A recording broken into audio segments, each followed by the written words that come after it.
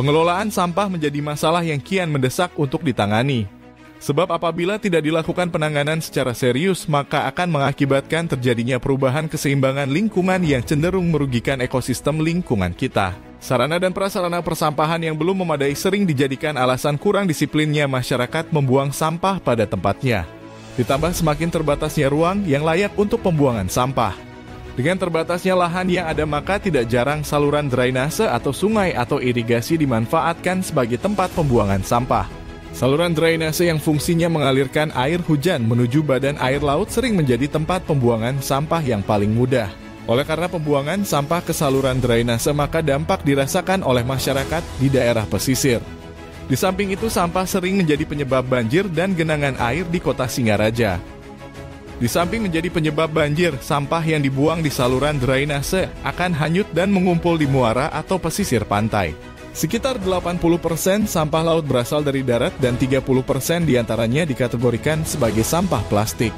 Di mana sampah plastik merupakan faktor utama penyebab kerusakan ekosistem laut dan membahayakan kesehatan manusia. Melihat dampak serius sampah plastik, pemerintah telah menerbitkan Peraturan Presiden Nomor 83 Tahun 2018 tentang penanganan sampah laut. Pemerintah menargetkan untuk mengurangi sampah laut sekitar 70% pada tahun 2025. Dampak langsung dari sampah plastik yang mencemari laut terlihat dari banyaknya kasus organisme laut yang mati akibat menelan sampah plastik. Sedangkan dampak tidak langsung dari sampah plastik adalah dapat merusak terumbu karang yang menjadi habitat organisme laut. Jika masalah sampah plastik di laut tidak diselesaikan, maka di kemudian hari akan menimbulkan masalah yang lebih besar, diantaranya ikan akan memakan sampah plastik. Berdasarkan riset terbaru bahwa mikroplastik mengganggu kesehatan manusia, sebab ikan-ikan perairan akan banyak memakan mikroplastik sehingga mengancam kesehatan manusia di masa mendatang. Dinas Pekerjaan Umum dan Tata Ruang Buleleng melihat sampah pada saluran drainase sebagai peluang untuk meningkatkan kesejahteraan para tenaga harian lepas THL drainase yang sehari-hari bertugas menjaga kebersihan saluran drainase, serta ikut berperan aktif dalam pengurangan sampah laut sesuai amanat PP 83 tahun 2018. Kepala Dinas PUTR dalam arahannya pada Hari Bakti PU tanggal 3 Desember bertempat di Kali Mumbul yang notabene lokasi rawan banjir, meminta agar THL drainase di samping membersihkan saluran drainase dari sedimentasi dan sampah, wajib memilah sampah plastik untuk dikumpulkan dan dikelola oleh Bank Sampah Unit BSU Putra Sehati Dinas PUTR. Hasil penjualan sampah plastik akan ditabung dan dikembalikan untuk kesejahteraan 110 THL drainase. Tabungan hasil penjualan sampah plastik sudah dibelikan ayam plastik dan dibagikan pada Hari Raya Galungan 2 Agustus tahun 2023 sebanyak 131 ekor ayam. Pembagian berikutnya dilaksanakan pada Hari Raya Galungan 28 Februari 2024 sebanyak 145 ekor ayam.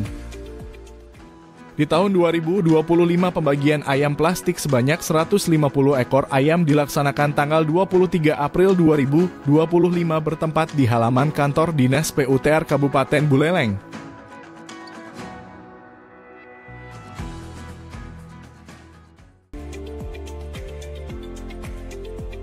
Ayam plastik sangat bermanfaat bagi keluarga THL drainase Dinas PU di mana daging ayamnya baik untuk kesehatan dan uang untuk pembeliannya berasal dari upaya menjaga kelestarian ekosistem laut.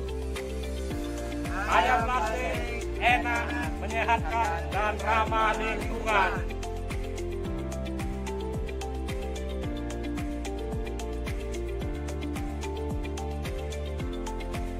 Saudara dan teman-teman, apabila punya sampah plastik, lebih baik dikumpul lalu dijual daripada dibuang sembarangan, karena itu akan mencemari lingkungan.